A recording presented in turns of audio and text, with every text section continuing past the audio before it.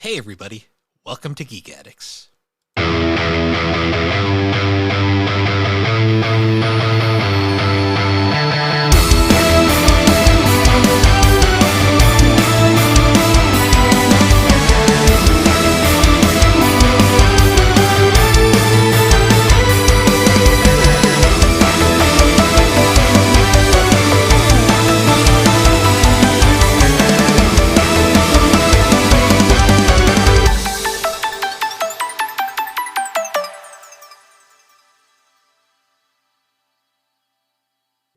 Hello and welcome to Geek Addicts, the pop culture podcast where all we got to do is drink all our milk. My name is Matt. With me, the Soul Reaper, Bill Byra. How's it going, Bill? See, if you said Soul Reaver, I could have made like a really cool like Legacy of Kain reference, but that's fine. How's things with you, Bill? Oh, I'm tired. I was up till midnight playing The Sims 2 because I have a problem. What year is it? Well, fun fact, EA just re-released The Sims 1 and 2 on Steam last night. So no kidding. Yeah. Sims 2 is incredibly crash prone though, so yeah, Yes. that's not fun. But $40 for both games with all the expansion packs, like it's not a bad deal. No, not at all. So yeah, I've gotten some anime done this week. Nice. First of all, I forgot to mention in the last episode. We talked about it afterwards, but I did in fact watch Dan to Dan. Oh, nice. Finally got that done and over with.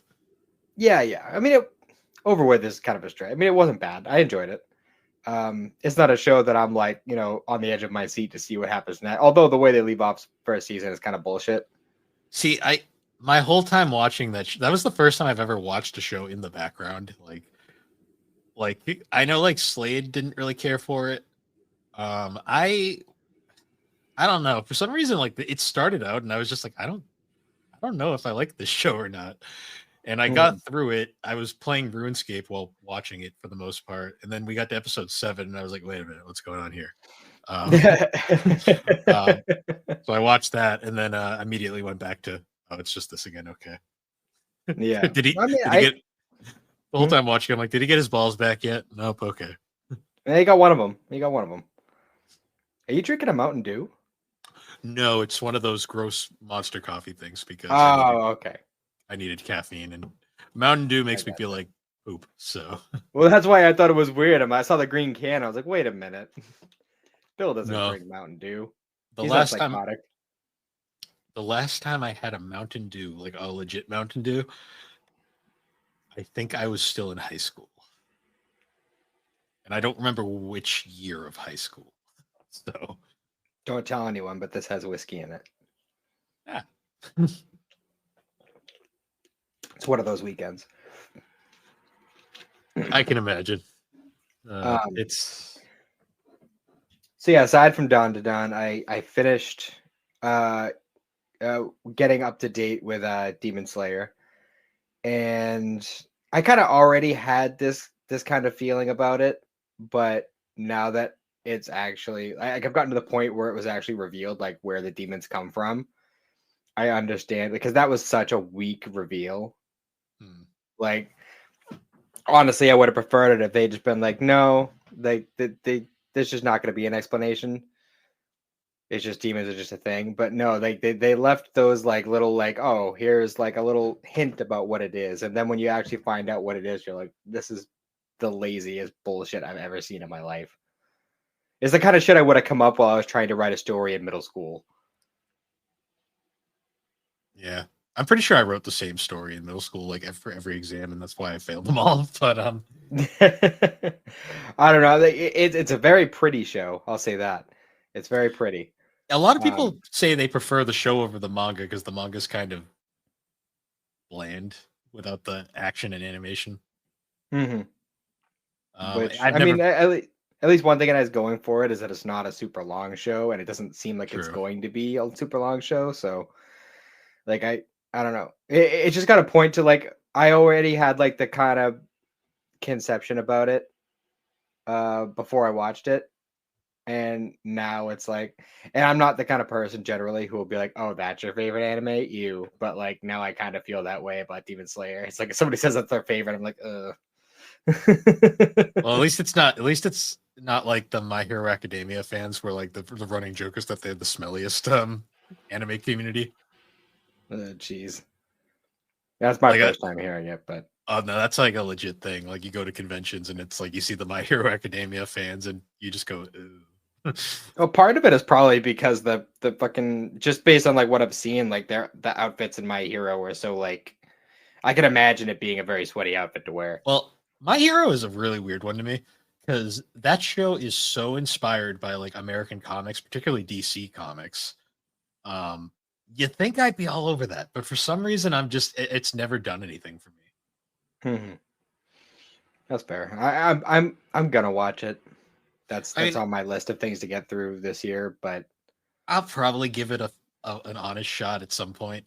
I mean, things on the, I have things that are priority, as I've been told mhm. multiple times by multiple people over the last couple of months. Years.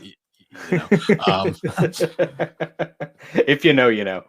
yeah, um, yeah. It's weird because I'm like my anime watching right now is weird because it's mostly ongoing shows because I'm actually doing like a thing where I'm watching a bunch of shows weekly, which is Mhm. different for me because I'm not used to doing that because I've got one show we're going to talk about shortly. Um, I'm also watching Apothecary Diaries season 2, Solo Leveling season 2, and Sakamoto Days, which I just actually watched the newest episode of that right before we started recording. And I have to say, that is a manga I've been reading since the start. And my biggest complaint with it is it starts out really good and then kind of loses the plot as it goes on. Mhm. So the anime itself has been really interesting watching it, and it's actually made me kind of realize why I like that manga so much. That's I'm fair. curious how they're going to handle it when they do get to the middle part that we're currently at, where it's kind of slow. But yeah, I'm doing that, and then my major project right now, which has been an adventure, to say the least, is I'm watching Ghost Stories, Yay. and all I can say is, "What the fuck?" Like, Yeah, they were really going like so far out of their way to try and like push it as far as they can. well, you know the story behind Ghost Stories, right? Oh yeah. Like it supposedly, apparently, this is kind of a stretch. Like, supposedly, the show wasn't massively successful in Japan, which the degree of how successful it was in Japan is often just kind of like it's hazy on how much it actually succeeded slash failed. But the general consensus is it wasn't massively successful. Um, so when they sent it off to America, they basically told ADV like, we don't care, do whatever the fuck you want, just Mhm. try to follow the story. Which they did for like 5 episodes, and then they just said fuck it. And yeah, um, Yeah. it's. Did you know? I didn't. I was doing research. There is a second dub of that show. Is there? There's an anime's dub. It's lost media now, but it's actually a true to text faithful dub. Interesting. You can still find 5 episodes of it online, but the rest of it is like lost media. Like it's gone. But apparently, from what I've read, is it's really boring because the only reason anyone likes ghost stories is because of how off the wall batshit it is. Yeah, that's about right. You know, because we're eventually going to do a GNC on that. We're not going to be able to quote half the lines. Like we just can't. Yeah. Like Yeah. the way the modern internet is, you can't quote anything from that show anymore because it's so early. That show is so dateable. Like you can date exactly when that dub was made just by some of Mhm. those lines. Like Yeah, they really go crazy with the jokes. they refer to a certain former president multiple times, and you can see exactly when this was recorded by just that alone. Mhm. So I think you missed one of your ongoings. Aren't you also watching My Happy Marriage? Right, that one too. Yeah, so you have a lot of ongoings right now. You got like at least a good like 6 episodes a week that you got to watch for See, different shows. the worst part is though they're spaced so badly.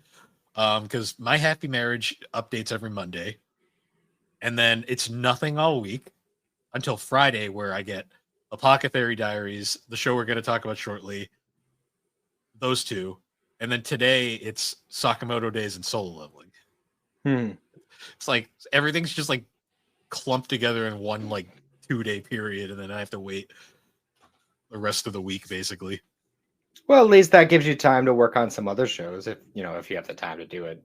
Yeah, I mean, I've got like 5 more episodes of Ghost Stories to get through, and then I begin the project. But yeah, it's been interesting. I'm also Yes. playing a lot of Mario and Luigi Partners in Time right now, and I'm steamrolling that game as we speak because I have played that game so often. I know how to break it in half. So Hmm. I finally, because like with not having a Switch, the games that I can play with Xander are limited now. Um, so I decided it's been long enough since the last one. I finally started a file in black and white. nice. So I'm playing black, he's playing white. Oh, cool. I haven't gotten very far. I'm like about to go into the first gym, but See, the thing about black and white that throws me off when I play it is the fact that you actually have to pay attention to the story because it's actually good. mhm, Uh, that's fair. so it's But just yeah, I was just like, you know what? This is the only one that I out of the like Game Boy DS era of Pokemon games that I haven't played. So I should probably just give it a run through. And it's like if I'm gonna play a Pokemon game, I'm gonna want to play like one of the older ones anyway. So now black and white's worth it. Very much a worthwhile that's what I experience. always hear. I just never gave it a shot. I don't know why, but I just never did. Wait until you run into English Grunt. Oh God. The Is it Team the same Rocket one from Gold and Silver? from Red and Blue, the one that can't speak. He speaks broken English when you run into him, Hmm. and it's implied that his Japanese is fairly bad. And then you meet him in Unova, which is America, in the Pokemon universe, and he mentions how he was a Team Rocket grunt, and it's like, oh, it's this guy. Hmm. It's just a funny reference. That's like the fact that they even thought of that is just interesting to me. Hmm. So yeah, I've been kind of dabbling in that. Let's see. So yeah, I also watched a couple movies this week. I watched Akira finally. Ah, what'd you think of the ending? I don't know what to think. Yeah. It was pretty wild. Which dub did you watch? I watched the one on Crunchyroll. That's probably the Pioneer dub, which is the better one, but also the less funny one. That's fair. So there's two It was dubs for interesting. there's two dubs for Akira. There's the original like 80s streamlined dub, which is that's the one where all the memes come from. Actually, this is the way I can tell which dub you watched. Did you watch the one where Johnny Young Bosch plays the main character? Yes. Okay, you watched the Pioneer dub. The Pioneer dub was like 2001. It was a much more faithful and professionally done dub. Which it's a good dub, but it's just not nearly as funny as the original like Steamline dub, which is just so dumb. Like, Yeah. the thing about the Pioneer dub too that throws me off so much is Tetsuo is voiced by Joshua Seth, who's the voice of Tai from Digimon, and he doesn't change the voice, so you just hear so Tai screaming "fuck," and I'm just like, I hate this. I hate this so much. That's why I always watch the bad dub, just because it's nostalgic and funnier to me. That's fair. Yeah, that But ending it though is it was an enjoyable movie. But I don't know. It's like the city settings. Like it has to be a certain kind of movie for the city setting to really work on me and like in a meaningful way. Like the other movie that I watched this week, I feel like worked better on me. But I still enjoyed the movie. It was still good. Like the famous bike scene that's been redone in so many freaking animation projects over time. Oh yeah. Well, it's kind of become the standard.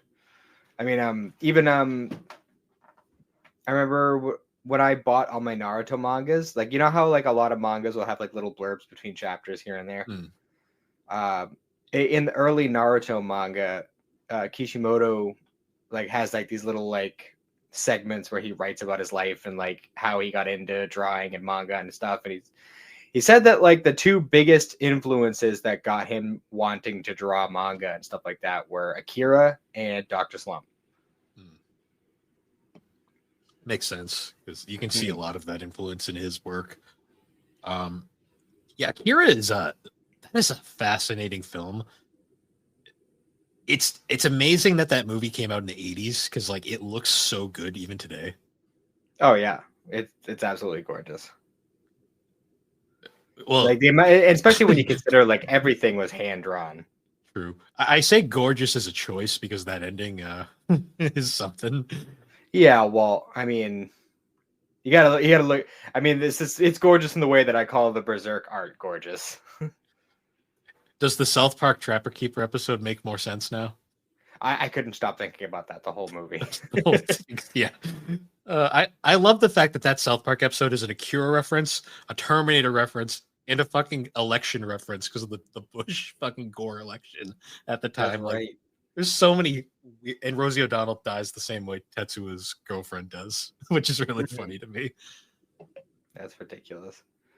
The other Uh, movie I watched this week though was The Girl Who Leapt Through Time. I don't know if you've seen Hmm. that one, but that was a fun movie. I enjoyed it. I've heard very good things about that. It had some. I mean, it wasn't. I don't think as good, but it had definitely had some distinct like Your Name vibes. Hmm.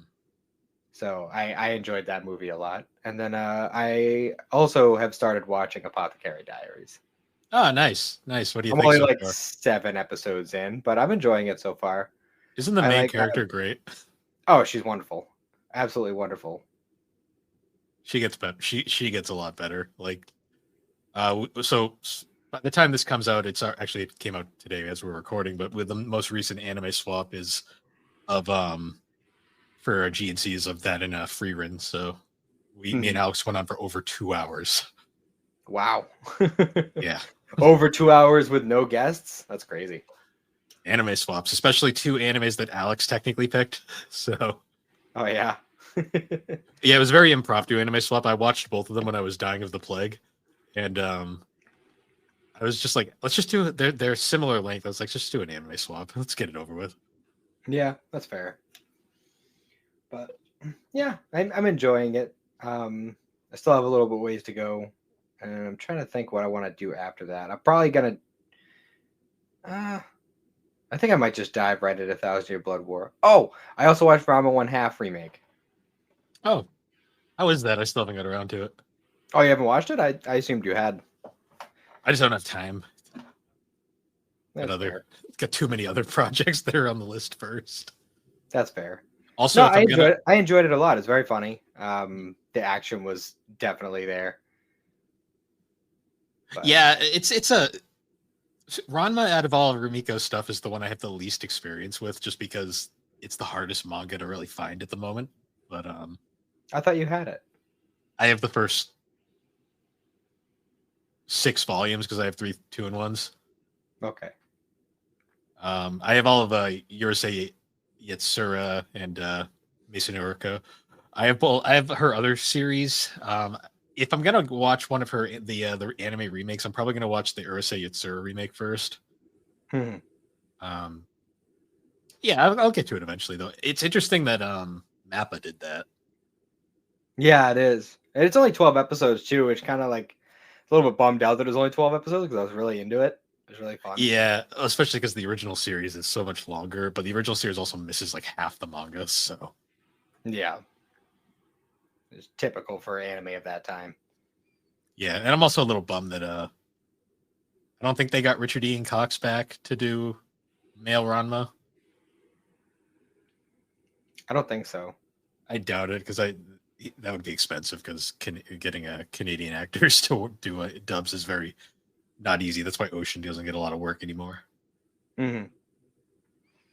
But yeah, I think once I finish up Apothecary Diaries, I think I'm going to dive into 1,000 Year Blood War because I'm pretty sure the dub is finished on that now. So at least for part 3, I don't know if there's going to be more or if that's it, but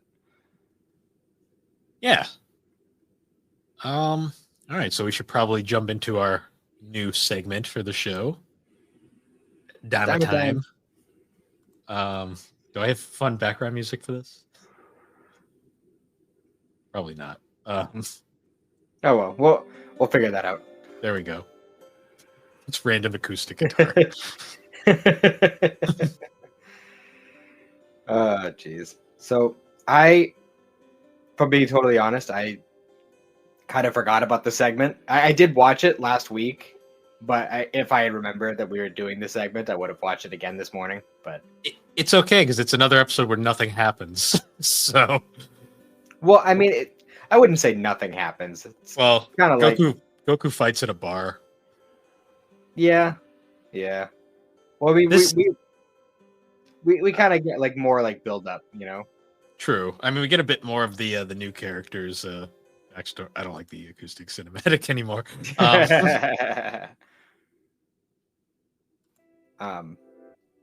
that's annoying too. Oh, this one works. Okay. Yeah. This is an interesting one because I feel like Daima starts off very slow. Yeah, it's definitely a slow burn. Especially considering it's only going to be 20 episodes total.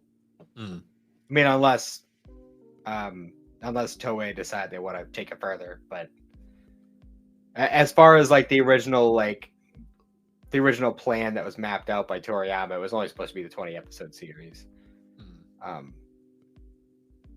So this one starts with what? Goku, Supreme Kai, and Glorio like heading to the demon realm, like they go to the Warp Sama or Lord Warp, I guess they call him in the dub.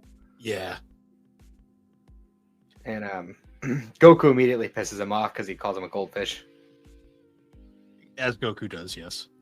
And like repeatedly too. He's just like, well, a Popeye goldfish? He's like, still a goldfish. It's really weird watching this just because like watching the dub anyways, because like Stephanie Nadalny's voice is so iconic, but it feels weirdly out of place with all of these other like newer actors. It's still taking a bit to get used to, but she's slowly getting back into it. Yeah, it's like it's still like very recognizably like the original Goku voice for Kid Goku, but like it's you can tell like she's still trying to scrape the rust off, you know. Yeah, you can tell she's definitely older too. Like age will change your voice no matter. Like I always say, like in like Yashahime, when like the main cast comes back for their few appearances during that show, Richard Ian Cox's voice is definitely different as Inuyasha, but you can still tell it's him. So it's kind of a similar thing like that. Yeah, for sure. So yeah, they don't really do a wicked lot, do they? No, they kind of go through the thing. They end up at a bar because Goku's hungry, because of course he is. And it was mostly like just them like on the way, and then they get there and they're like, all right, let's go get a room, you know.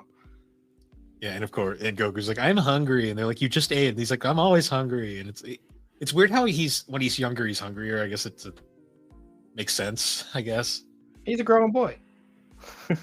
Yeah, growing like 50-year-old boy. Something like that. Well, actually, no, he's died, so he's probably still in his like 40s, but whatever. Yeah, he was dead for 7 years, and then another year on top of that in the Saiyan Saga. So he stopped aging for like 8 years. Yeah, and his wife got older than him. Yep. Poor Chi-Chi. That's true. I never really thought of that, huh? I guess Chi-Chi is older than him now. I guess even. Wow. Even with like the years that he gets cut off in the time chamber, like I think she's still older than him. Unless you include Super. I think even by Super, he's like a little bit closer to getting back to proper, but like he's still like technically younger than her. Yeah, that's fair. I don't know. Ages is weird in Dragon Ball. Yeah. And that explains why she looks so much fucking older than everybody in GT, but yeah. So Like, how are you feeling about Glorio as a character so far? I like him just mostly because I like Aaron Discu's performance, Mhm. but we still don't know enough about him to really have a solid opinion. Other than he's very much an Aaron Discu character. Like Mhm. that guy's perfect for this role. Yeah. I will say the fight scene in the bar with Goku was pretty epic. Yeah. I mean, it just really was them like showing what they could do with this. Well, it was very nostalgic watching it because it reminded me a lot of original Dragon Ball. Just the more he had to actually fight and not just laser strike charge for 5 hours and then spirit bomb, whatever he does nowadays. I gotcha. I did like the whole interaction between Glorio and the guy who like runs the hotel or whatever. How like the dude's like very clearly trying to rip them off, and he just like he pulls aside his coat and shows the pistol. Yeah, it's like the whole like kind of gunslingery kind of situation. I like that whole bit. I like that Glorio uses a gun. Like you don't really see characters in Dragon Ball like use a gun effectively.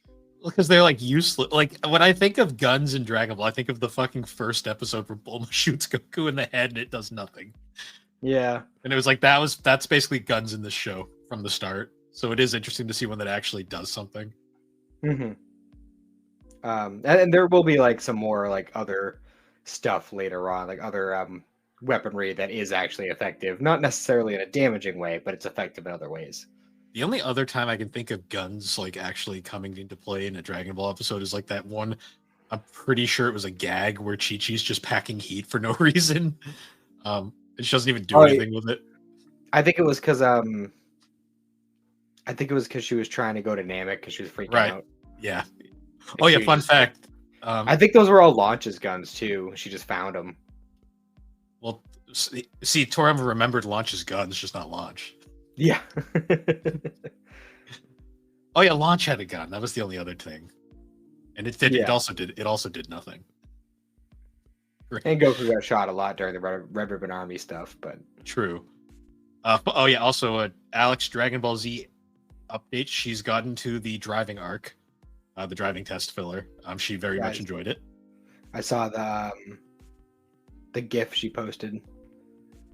Alex also does not like Chi-Chi, as I've discovered, and I'm just like, see, she's a lot more likable in the manga. It's the anime that really fucking plays her up as just being ridiculous. She gets so much better at the end of Z, like after Goku dies, ironically, and then she gets worse in Super. Yeah, then it's like she just reverts back to her worst, and I'm just like, great. Well, they backpedal everybody in Super.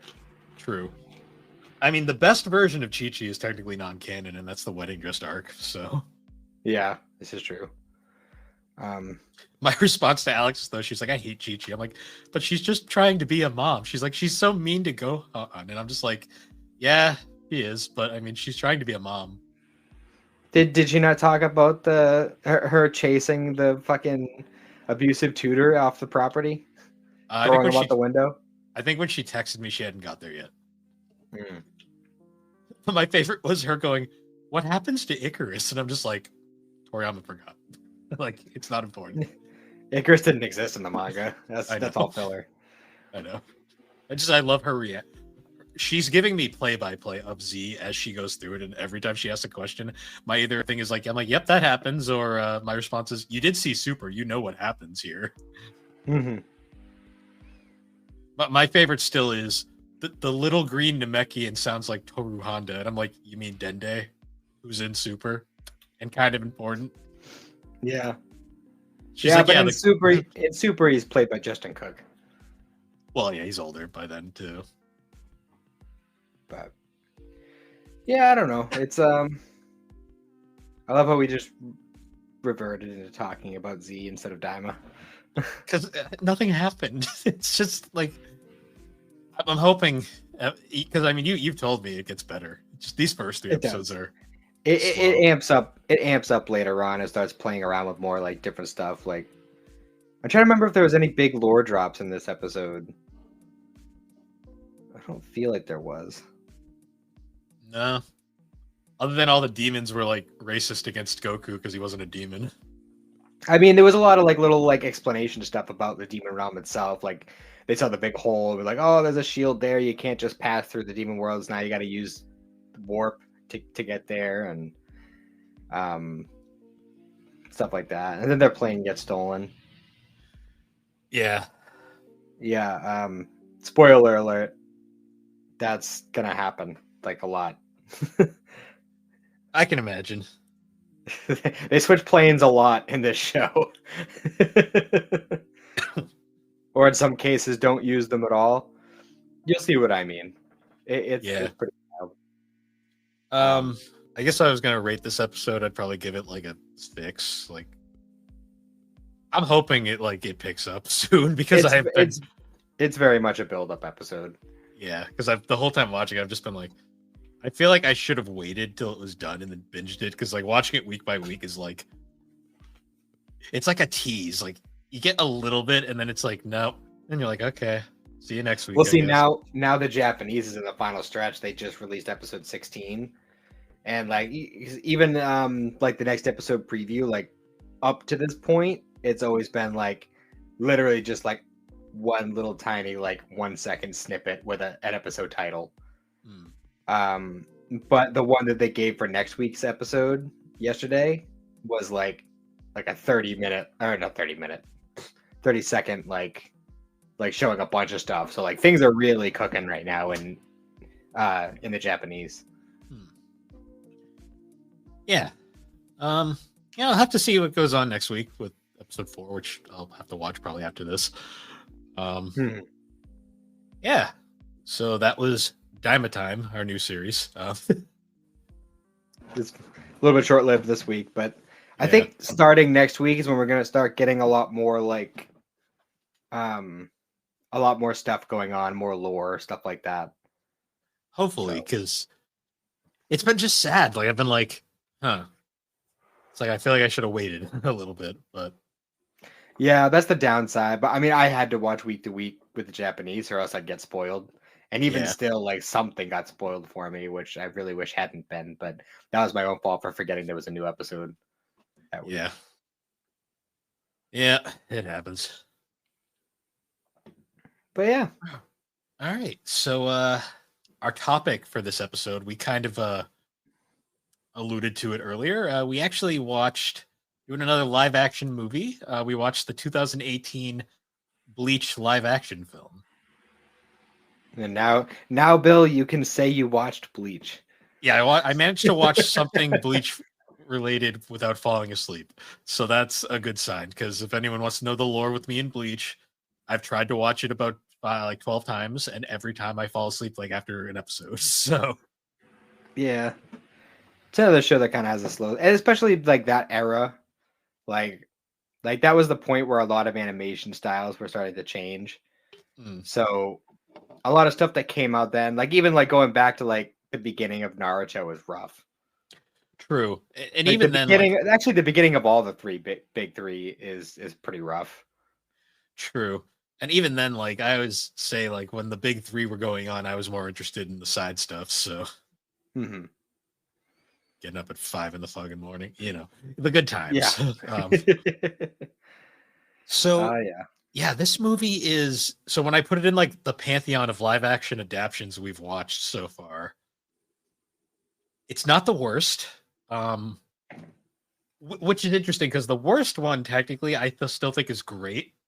The Death being the Death Note one. I think actually the worst one inherently that we've watched so far was the Full Metal Alchemist live action.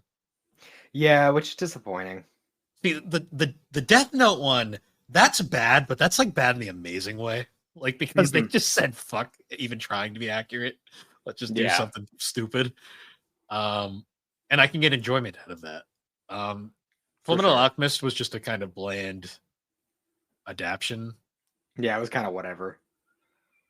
It's like they did their best trying to make the story like coherent and kind of fall in line with the original, but it just, I don't know, it just fell flat in a lot of ways. And I also just didn't like, I don't know why, but the combination of Vic Mignogna's voice with the Japanese actor's face just didn't work for me. We'll get into that And with this movie, but although ironically, I thought the fact that they got Aaron Discmu to play Alphonse, but it was his older voice, I thought yeah, that worked. And like, yeah, agreed. I'm actually really annoyed they didn't do that for like Brotherhood. Nothing against the lady that played him in Brotherhood. She did a great job as well, but I kind of liked his like adolescence voice he had going on there. I mean, that's fair, but it makes sense in context. I know it does. Context because his voice wasn't aging with him. Like he was know. technically in stasis. You know, I his know. soul at least. I just kind of liked it. I thought it was actually a good voice. Mhm. I mean, like if they had used him for like the scene in Brotherhood where Ed sees his body in like the Gates of Truth or whatever, if they had used Aaron Dismuke for that scene, that would have worked because Well, I mean, that he was did his get to body. His body is aging, but true. He did get to play young Honenheim, so that was that. that's true. That's true. But yeah, the We're Full not Metal here to talk about that series. yeah, that movie was bland. I put the Bleach movie kind of on the same level as the Zom 100 movie, where it's not like perfect by any means, but at least it tried.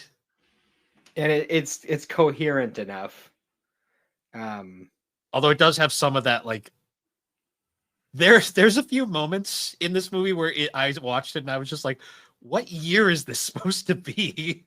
I think it's very confused on that. I have one prop I wanted to bring just because every time I saw it in the movie, I was like, fuck yeah. Did you remember seeing this multiple times throughout the movie? I don't know. This is a record he had on his wall in his bedroom that every time I saw it, I'm like, holy shit, Bad Religion. I remembered seeing a bunch of stuff on his wall, and I was trying to like peek around and see what mangas he had on his shelf. But I know that like manga design and stuff is different in Japan, like than the releases we get over here. So it's hard to tell what he had. It's crazy because like I didn't even notice that. I was distracted by the fucking Bad Religion album on the wall because I'm like, I love that album.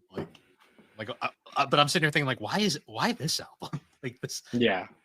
This was like 2004.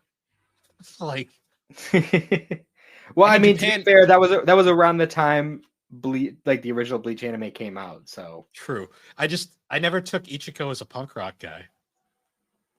Also, the soundtrack isn't punk rock at all, which it was a weird thing I noticed. I'm like, why is there a Bad Religion album on his wall? I loved the soundtrack for this movie though. I thought the music was on point. It's very metal. I do enjoy it.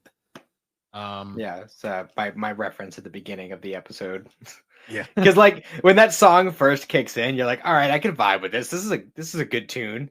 And then all of a sudden it ends the fucking verse with, and all you gotta do is drink all your milk. It's like, wait, what the fuck? What am I listening to? I need to find that song. Japan's fun. Yeah, so some things I noticed right away.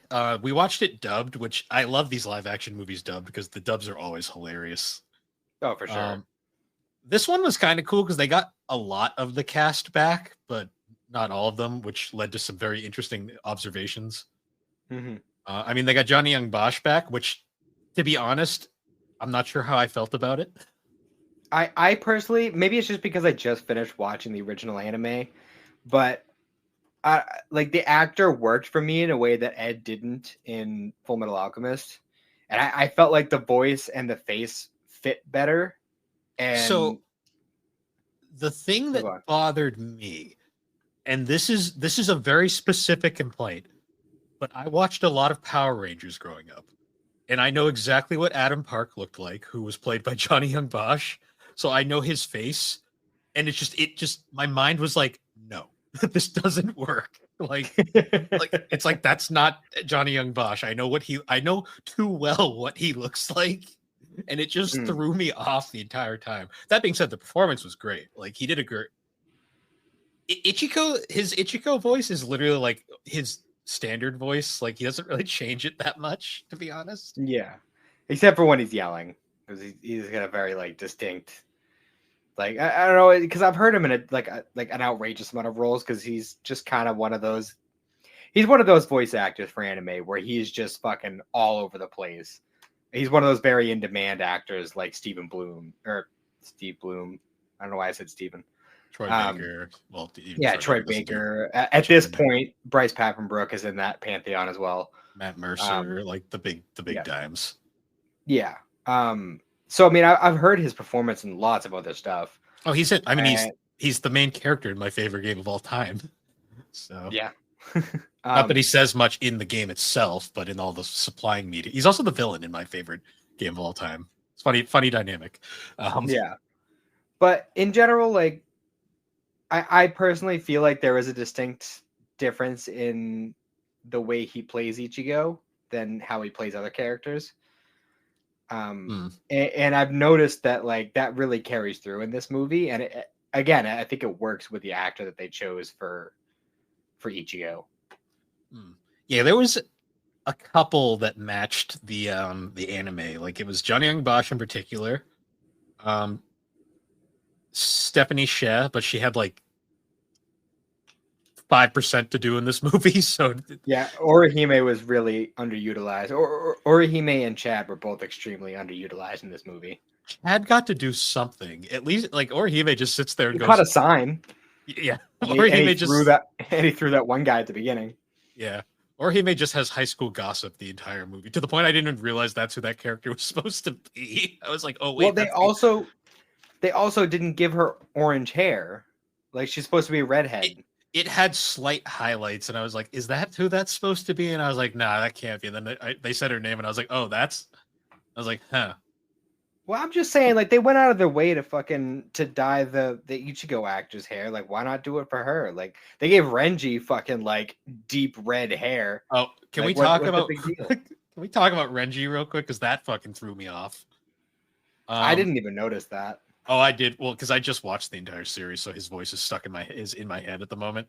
Renji, he was recast because in the anime, I think he's voiced by Wally Wingert, I believe. Mm-hmm. Actually, let me double check on that. Yeah, Wally Wingert is his voice in the anime. In the live action, instead, he's voiced by Richard Cancino, other known as the voice of Kenshin in the 96 dub. And that's all I could hear. But he's like significantly older here, so you can hear it in his voice, and it just sounds like old Kenshin who finally had enough of everybody's shit. It was funny too because he was a redhead. Yeah, and a swordsman, but he was killing people this time around. I was like, wait a minute. Yeah. But there were moments where I was just waiting for him to say do one of his goofy voice things. I'm like, no, this is serious. Yeah. Yeah. That threw me off though when I heard it because I was like, that can't be. And I looked it up. I'm like, it is. I'm like, is he in the anime? Because I might not be able to watch the anime if that's true. And then it was funny. Is Chad's voice act like I could tell that wasn't the same actor as the anime, but he sounded super familiar. I looked it up and it was he's the actor who played Guts in the 2016 Berserk anime. Kaji Tang, yeah. Mm-hmm. And he's a bunch of other people, but well, he had a few voices in the series because he was originally voiced in the anime. He was originally voiced by Mark Warden from episode 2 to 85, and then he switched over to Jameson Price from 86 to 366. But in general, as far as like the like live action actors, not the voiceover actors, everybody was like pretty on point with like how they were supposed to look for the anime, with the exception of like Orihime's hair. Yeah. Except Rukia. Rukia was the only one who I thought looked off and didn't really fit. Rukia looked not to be offensive. This is just an observation. Rukia looked like generic Japanese woman, like Japanese schoolgirl. Yeah. Also, her voice, and they also recasted her voice as well. Yeah, it wasn't Michelle Ruff. It was Cassandra Morris, who is another pretty high profile actress. It was just weird, like because they don't sound anything really like. And she didn't really look like Rukia. No, not at all. And that's the thing is like, literally every other major character in this movie like actually looked like the character they were supposed to be playing, except for her. Yeah, even like Chad looked well, other than the other girl. She she also looked kind of generic high school girl, but Yeah. Well, that's just kind of a danger when you do these kinds of movies, is that tends to happen. yeah. I mean, also she had like legit like 3 lines in this movie, so Yeah, and most of them were like, I just say, like, just interject here. Like, I loved the running joke where Ichigo's friend would just be like, "Oh my god, did you hear? A car went through Ichigo's house. He died on impact." It's just, and he did that joke like 3 times, and yeah, every time she buys it. yeah. See, it's not watching the show. I was very confused by a lot of this stuff. Hmm. But Oh man. I mean, all told, like as far, I mean, we'll get into like the specifics of the story itself, but I think they did a really good job. I mean, they had to shift some stuff around, and there was a couple things they omitted that I was a little upset about. But for the most part, they hit all the points they really needed to hit for this movie, like covering the first arc of the show. Hmm. I was honestly really surprised with how well they did with. Like, they basically took like 16 episodes and turned it into a 2-hour movie. Hmm. I'm just curious what this movie has on reception wise. I'm Oh, it's good. guessing not great because they set it up for a second movie and it never happened. This movie came out like 6, 7 years ago. So it got a 67. That's Rotten Tomatoes. That's not terrible. I mean, I mean, honestly, I feel like it deserves, as far as like these kinds of movies, like the anime, like live action adaptations, like this one's, I feel like one of the better ones.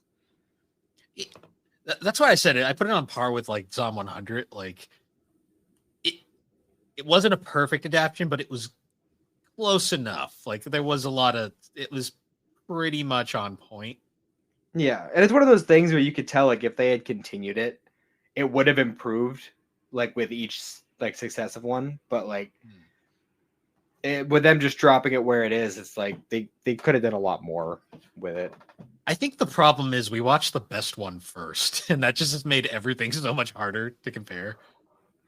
Well, there are other good ones. We're just saving those for later. Yeah, We got another so bad it's good one, like on par with Death Note, and then we got another one that's just objectively good. yeah. The Kenshin movie though, that one is just like it's shocking how good that is, and that one isn't even a accurate. It's not even an accurate adaptation. It takes its own twists and turns and manages to make it work. Yeah, it definitely takes liberties, but it does it with style for sure. Fucking gold Gatling gun. Yeah. I was waiting for that when I watched because I watched that before the anime, and then when I watched the anime, I was waiting for that fucking Gatling gun. It doesn't show up, and I was like, damn. Well, he uses a Gatling gun, and it's just not solid gold. Yeah, it's not as fun as that thing was. So yeah, I mean, it pretty much covered the whole like Ichigo, well, he meets Rukia in pretty much the exact same way as the anime. Mm. And like they really kind of played their relationship in a very similar way, but I feel like he was a lot more resistant to actually like doing the Soul Reaper thing than he was in the show. Which, I mean, makes sense because they kind of have to go a little harder to get the point across because they don't have as much time to work with. I will say I love that scene at the beginning where he's like beating up the fucking punks, and he's like, "You knocked over the flowers." Like, Yeah. I'm pretty just sure that's actually how he's introduced in the anime as well. It's a very similar thing.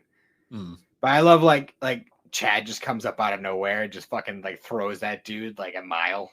yeah, yeah. Like I think that's one of the biggest gripes I have with this movie is it really kind of downplayed Chad and Orihime, but especially Chad because I like Chad as a character. Basically, anyone who wasn't Ichigo or Rukia doesn't do anything in this. Well, there was the guy with the bow. Yeah, Um, Uryu, is he a character? who also was the same voice actor from the anime. Okay, okay, good to know. Which he also played a lot of extras in this movie as well. I noticed. Hmm. And a lot of that kind of play like because in the anime, Renji and Byakuya don't show up until after the whole thing with where Uryu like challenges Ichigo and he throws the hollow bait, which they didn't explain at all. I don't know if you like caught that was what he was doing. No, I had no idea. Yeah, So because after he's like, "Oh, I challenge you," blah blah blah, and he pulls something out and throws it off the building. That was like hollow bait, and that's why a bunch of hollows were showing up all at once. oh, And that was supposed to be the point in the show where Chad and Orihime develop their powers and become like, you know, more consistent characters, but they just completely throw that to the side in this movie. yeah, clearly because they don't do anything with like anyone that isn't the main three, I guess. Mm-hmm. And that third one he's barely attack on either. Yeah. But I mean, he had his role to play, and I think it worked out pretty well. He did something. I like, yeah, for sure. I liked a lot of the training stuff too, like all the like silly things they had to do for training. I was the really sword play in this movie was really good. Yeah, it was. It didn't seem fake like a lot of movies tend to be. It's interesting watching it. I was like, well, in my head, I really wanted Eye of the Tiger to start playing in the background for some reason, but it's about right. the entire time I was like, okay, this is fun. Like this is just goofy shit. And I love. My favorite is the scene where they're like sword fighting in the park, and you just see all the people walking by, like being like, what's going on over there? Like, yeah. Yeah, especially with the fucking Orihime being like, "What the fuck?" Like, yeah, she walks over. I love that she's all fucking jealous about Rukia, but like, she's literally just beating the shit out of him. Well, it's funny because she walked over right at the point where like he's right on top of Rukia, and it's like this is a. I'm like, I know what's gonna happen now, and it's like, sure enough, there she is. Mm-hmm. This character that's had like no development in this film so far. Yeah, yeah. That's one of the things that I'm really upset about because I doubt that this movie's going to get a second at this point. It's been almost 7 years. Yeah. Yeah. And it's really upsetting because there's a lot of potential here. This could have done really well. Like if they done it as like kind of Kenshin style. It also came out at a weird year for Bleach. Like 2018, Bleach was like no one gave a shit about Bleach. Yeah, because I don't think Thousand Year Blood War had started for another like couple years. Yeah, that was like around like the 2020s when that had started.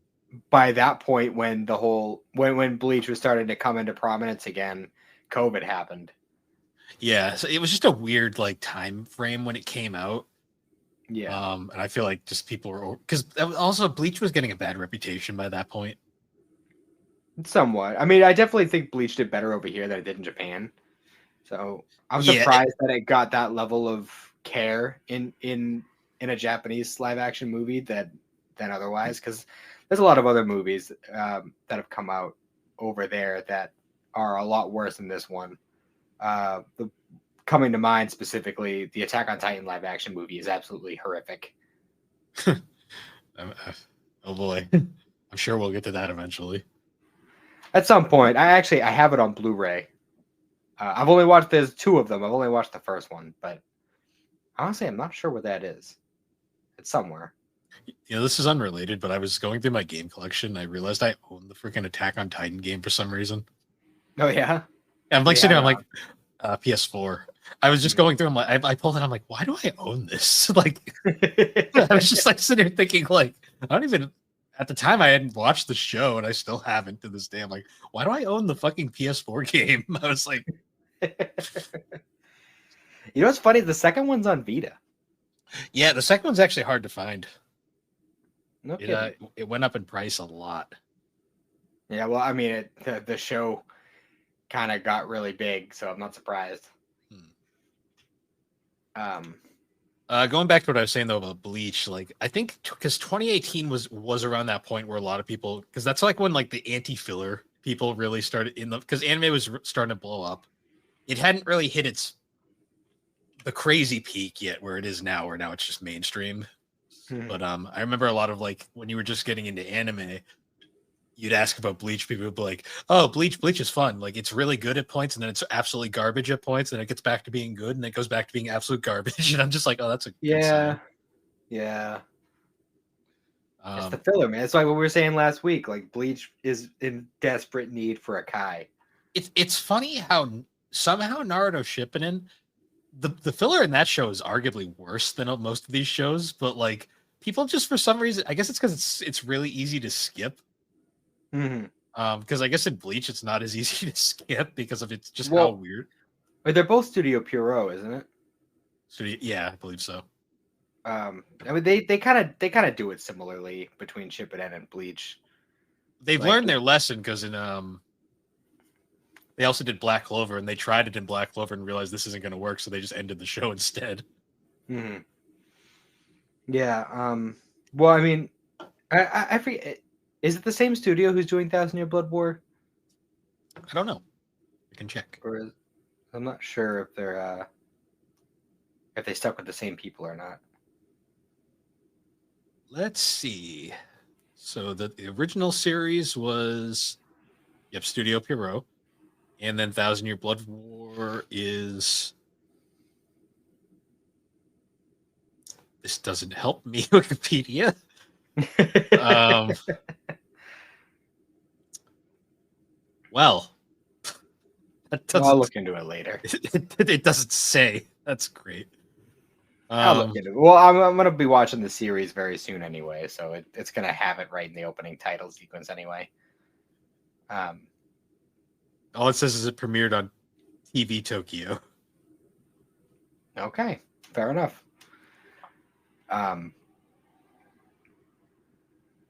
So yeah, I love the scene in the movie where like, I think like Orihime went to go like I think it was actually when she caught them while they were training. It's on a different Wikipedia page. It was Studio Pierrot. Oh, okay, that's good. Well, I guess they did learn that lesson then because they're doing that in parts, like specific seasons. Well, because nowadays you don't have to keep it going because people's interest is very different these days, and people will wait. Yeah, I think the big three was like that was like the big thing where it was like, okay, we need to start doing seasonal anime. Like we need to just like do a certain story arc or like part of a story arc and then just put it down and take our time with it and not just make up random shit with varying levels of quality. Because not everyone can do a Full Metal Alchemist. Yeah. And make it somehow work. Mm-hmm. Yeah. But yeah, the scene, I think it was the one that we were just talking about where Orihime catches them, like, where, like, they fall on each other or whatever. And, like, Rukia, like, sits up and she's like, oh, greetings, fair Orihime. He's like, what the fuck are you talking like that? Yeah. I said, the best part of that scene, though, is, like, she doesn't react at all. Like, she just stands there while they're having this whole monologue. And then she's like, okay, see you later, and just walks off. And I'm like, yeah, right? Like, Jesus Christ. They couldn't afford that actress to do anything, I guess. I guess. I mean, maybe she's a big name or something. I don't know. Maybe they could only afford a certain. I mean, Stephanie Sheh, I mean, even acting wise, Stephanie Sheh is kind of expensive. She's like one of the main. I meant the Japanese actor. I know. But yeah, like a lot of the fights were done really well in the show or in the movie, rather. Actually, I felt really blue-balled because the fact that we're not getting more of this, when we actually saw the like how Renji's Shikai worked, that's what they call like the awakened form of the swords. Mm-hmm. Like they did that really well. Like the whole I don't even know how you describe that. The kind of like, oh, for lack of a better term, the slinky sword. Yeah. I don't even know what you would call that, but so that's what I'm going to call it. The slinky sword worked really well, and the effects were done really well. And this movie had like a lot of movies like this tend to feel kind of claustrophobic. Like no matter where the setting is, like movies like to this degree generally tend to feel like kind of tight and cornered. This one felt a lot more open to me. Like it didn't feel like the settings were changing a lot, and even though it takes place in a city, it didn't feel cramped. I will say the effects were pretty good, except for the monsters. I thought the monsters all looked goofy as fuck. Well, that's just what hollows look like. I thought the effects themselves for the hollows were decent. The weird like the the last one that they fought. I forgot the name of it. The That one Grand was okay. Fisher. Yeah, that one was okay. The spider looked dumb. I won't lie. The spider, I was like, Yeah, the that's spider bad. was dumb. But actually, that one was supposed to be Orihime's. Like Orihime was supposed to fight that. That was how she was supposed to awaken her power. But Oh no! um, Instead, he just flails his sword at it. yeah, Right. but yeah, the Grand Fisher was done really well, and that was actually like all that was consistent with the show. Like that is actually the Hollow that killed his mom and all that other shit. I do like the scene where like he's about to fight it, and then his dad shows up, and she's just like, "Go to sleep," and she's like, "You can take a nap for a little bit." which is really funny. I'm just gonna tell you because I know you have no intention of ever watching the show to like fully, but it's actually really funny that that happened because his dad turns out is actually a Soul Reaper, Oh, which is like part of the reason why like Ichigo's like powers like were just so like second nature to him is because he's genetically a Soul Reaper. oh, huh. Okay, interesting.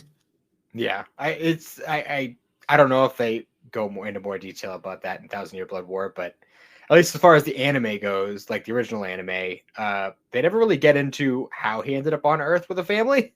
So I don't really know if he's like just a substitute like he is, or if he was like a legitimate Soul Reaper from the Soul Society, or and just like Urahara did, who also was severely and tragically underused in this movie. The guy with the hat. Yeah, yeah. He showed up for like a few seconds and then left. He's just like, "Hey, you're gonna get the death penalty for this," and she's like, "Well, I better not get caught." And then, like, literally, the next scene is just like, "Hey, Rukia gave her powers to a human. We should go kill her." Yeah. um. Yeah, it's. I'm not great at explaining. Like, what was any other particular scenes you want to highlight, or? um, I don't know. I mean, there was a lot going on in this movie. It's a really busy movie, but like not in a way that was overwhelming to me. I was surprised I like how, for considering how violent Bleach can be, they really did not do a lot with the blood in this movie. no. Well, I mean, they did a little bit towards the end when Byakuya just absolutely wrecked Ichigo. Yeah, and even then, that was that was like rated T, like level Yeah, violence. The most blood you see in this movie is that when you get the little flashback to his mom being dead and she's just coated in blood, and I was like, oh, there's the Bleach fight I know and love. yep. Or know and tolerate. No, that's the yeah, I know it.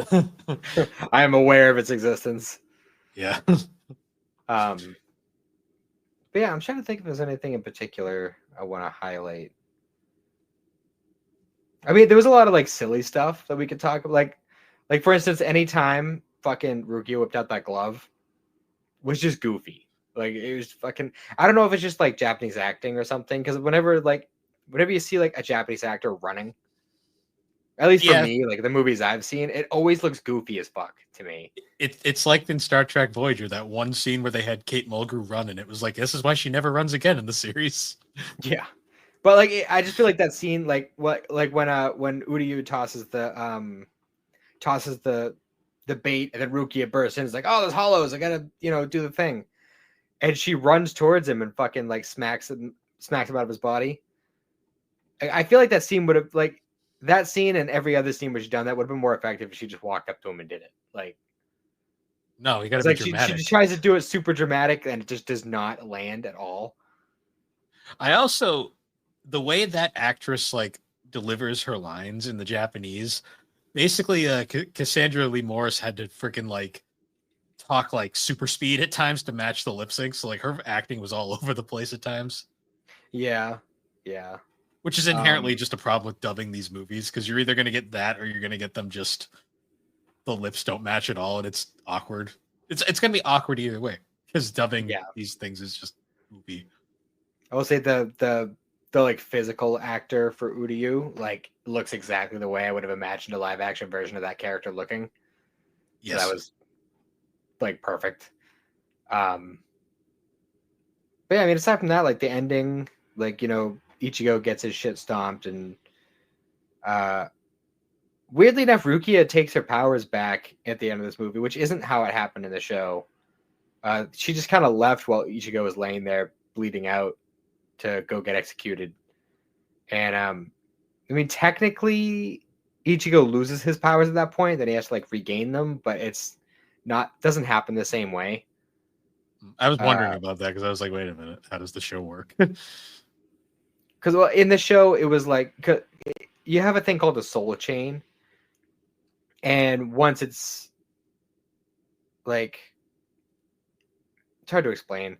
Basically, like souls have like a soul chain that come out of their chest, and if that soul chain is severed and you're alive, you'll die.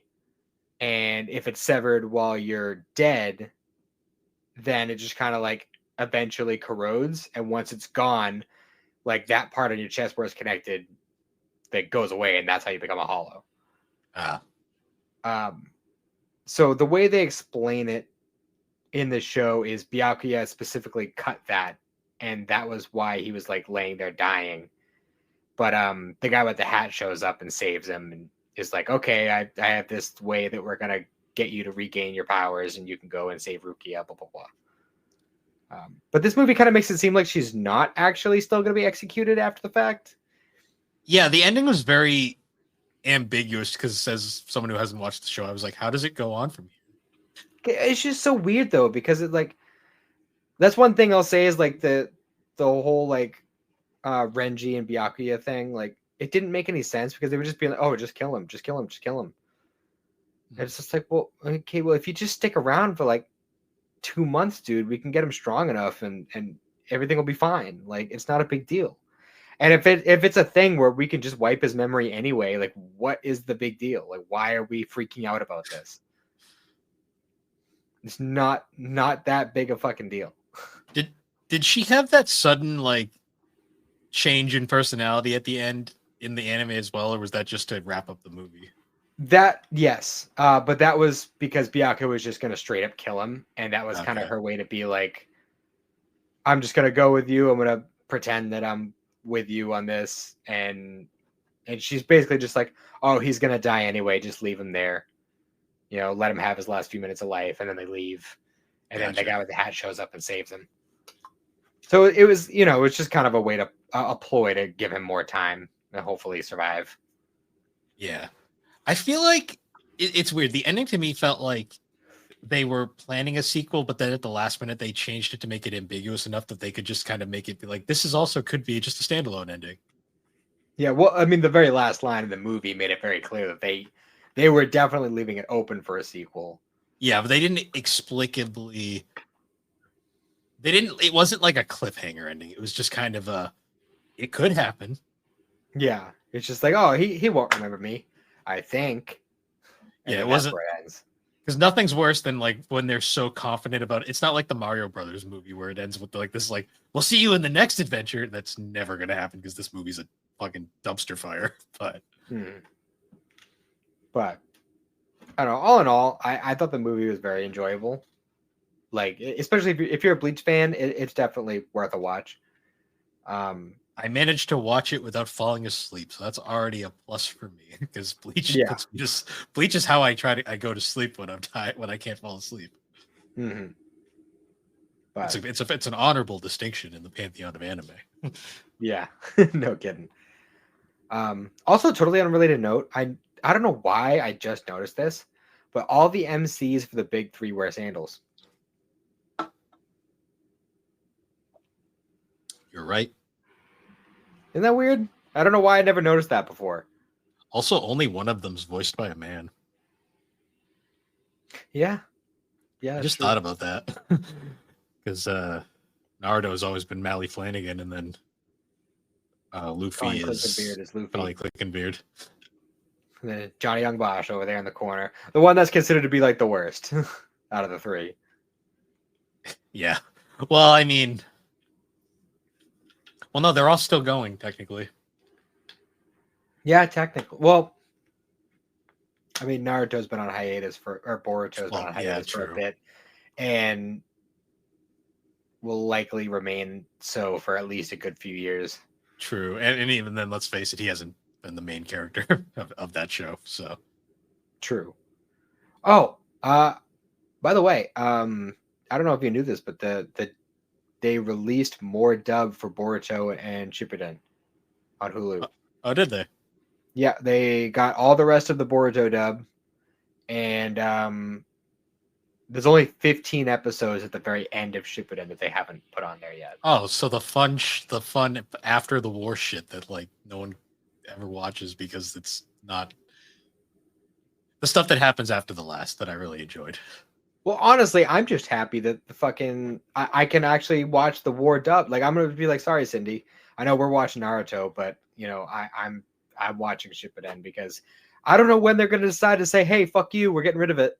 So I need to watch it dubbed while I have the chance. Well, I think Disney has the licensing rights for it right now, so it should be fine for a while. But Yeah, we'll see. Hulu's always been fucking weird about that show. yeah, I mean, I have all the physicals, so I'm not worried. But Yeah, at some point, I'll have to steal those missing episodes from you. that'll be a lot of ripping. Yeah, but I mean, 13 episodes. Is it 12 or 13 episodes set? Like, Depends on the set. Some of and them are more. I have up to like a little bit into the war. Like, I have like up to like the point where they seal away zombie Asuma. I think that's where my dub cuts off. Okay. So Yeah, it's all I only over need the from that place. point onward. I still remember when the war ended, like when that dub first came out, because that was like a big deal at the time, and then now Bardo's already fucking over. It's crazy. Well, kind of. Well, the anime is the first part of it's over, anyways. So, Which is weird because they, from what I understand, they cut the anime off before before they got to Boruto Part 2 in the manga. So I don't know how they're going to handle that when the anime comes back, but I'm sure it'll involve several filler arcs. well, hopefully not, because there's plenty of them to work with at this point, especially if they're going to be waiting like 4 more years to come out with any more anime. They have plenty of time to fucking build up a backlog. True, but this is Studio Pierrot doing Naruto. They need like 7 filler arcs in between everything. Ugh. Yeah, but they're also doing Thousand Year Blood War, so they know what works and what doesn't. They should know. They should learn. Well, they do, but it's Naruto. They have to put. It needs the filler arcs for some reason. It's bullshit. Naruto's the one who needs them the least. Naruto, like, I'm sorry to all the One Piece and Bleach fans out there, but I personally feel like Naruto has the best story out of the big 3. I know I might get some hate for saying that, but like beginning to end, like as far as like and to be fair, One Piece isn't over yet, but like it's hard to say like a show that big and expanding is the best just because it's big and expanding and has like that kind of level of. I mean, maybe the One Piece will change it. I don't know. Maybe the One Piece will be the thing that kind of like breaches that gap for me. But it just takes too damn long to watch One Piece for me to be able to say it's the best. And I can't even say that Naruto is any like that much better. But when you cut out the filler from Naruto, it's significantly shorter. And hell, Bleach is only like fucking. Like if you cut out all the filler from Bleach, it's like 200 episodes, which isn't that bad. Yeah, I picked the easy one. That's a very easy watch. I'm just saying, like I personally feel like Naruto has the best story, the best build up, the best reveals. It does. I think it does the best with considering the amount of characters it has. Mm-hmm. Like it manages to tie everyone's stories off fairly cohesively. Mm-hmm. Not everybody, granted, because like some characters just kind of like some of the characters in Bardo are just like, and this is where they are now, and it's like, oh, how'd this happen? We still don't know who Rock Lee impregnated. he spawned him. He just one day another one appeared, and it was like, He just like an hello, son. amoeba. Hello, son. That's my theory, anyways. That's what Guy did to Lee, and that's what Lee did to Metal. He just spawned a new one. It's like, you are my son. Yes, he just went and found an orphan. It's just like, yes, you. I like the idea that it was osmosis. He just made another one out of thin air. And it's funny too because like we never saw anything about Lee's parents either. So it's like, is Lee and Metal just like an enigma? This is my like they just exist. This is my headcanon. They spawn out of nowhere. Let's see what it is. Is Lee spawned from a rock, and then other Lee spawned from like steel, and that's where their names come from. We're going too deep into this. Yeah, so that was the Bleach movie. I gave it a solid 7. Like, it didn't convince me to watch Bleach. I will say that, but so not as good as the Kenshin movie. Well, because that was just so good, it made me actually want to know. That's fair. I still think the Zom movie was probably better, but yeah, well, I mean, they were also working with less material. Like True. the Zom movie was about the same length, about 2 hours, right? And it covered about 6 episodes worth of material. So it pretty much covered 2 hours worth of material in 2 hours. Yeah. So I mean, they could like put that together much more cohesively. With the Bleach movie, they kind of had to jam pack a lot more in there, and a lot of stuff gets left on the wayside because of that. True. So it's just kind of like one of the things that any movie that tries to pack that much into it is going to suffer. That's just how it is. Yeah, it's just one of those things. And I think with this one too, it was just so jam-packed that they didn't really... Unfortunately, I just feel like it was one of those things where it just wasn't going to stand a chance in the era, especially it came out. With the timing. Yeah, the timing of it. Because even if they were planning on making another one, COVID happened just a couple of years later, and that seriously put the kibosh on a lot of projects. Yeah, and especially for a movie that was only just considered okay. Mm-hmm. I'd probably give it a slightly bigger rating, maybe like a 7.5, just because I recently watched Bleach and I have the comparison for it, and it's actually, while actually being a decent coherent movie, it also follows along with the plot very well. So yeah, I give it a slight bump for that, but yeah, I'd say it's about the same. I don't have the nostalgia for it, so I just kind of was like, it was good, but it didn't really sway my opinion on the source material at all. And I love the soundtrack. The soundtrack was great. Soundtrack was, I mean, I think I got way too excited about the fact that there was a Bad Religion album just chilling in the background at one point. But I think it happens to be the fact that I just really like that album. Ichigo seems the type. It threw me off because like anytime he was in his room and I just saw it there, I was completely distracted by whatever the scene where he's talking to Rukigo in the in his closet. I'm like, Bad Religion album in the background, and I'm just like singing the song in my head the whole time. Oh, jeez. But yeah. So that was a good chat. I think we only talked about the movie for like 30 minutes, but we talked about it longer than we did for Daima, so that's something. True.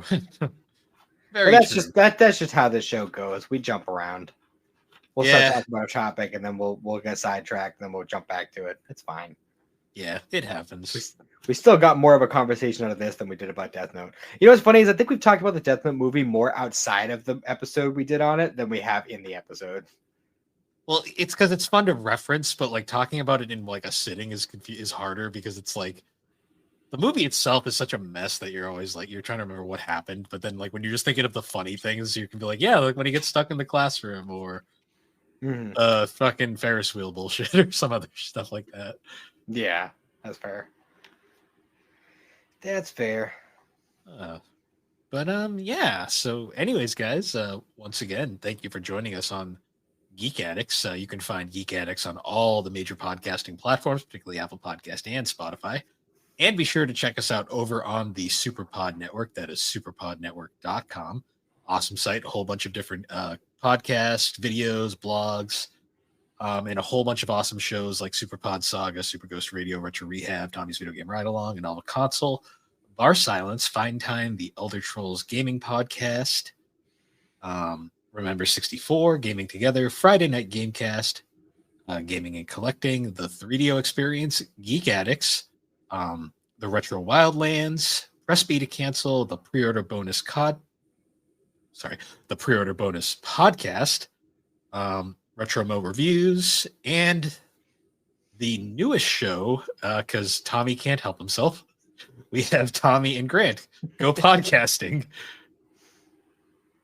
We're going to get the Tommy Cinematic Universe pretty soon, where we can see like all the different podcasts he's been involved with at one point. You know, at this point, because Aaron keeps adding more people to the network, more shows, you got to just do like a pre-recorded thing and just put it at the end of every episode, because it's getting ridiculous. You got to start losing your voice one of these days. Yeah, probably. I'm getting good at remembering them all. I only mess up the newer ones really at this point. Yeah, it's fair. But yeah, once again, guys, thank you for joining us, and we will see you all next time. Have a good one.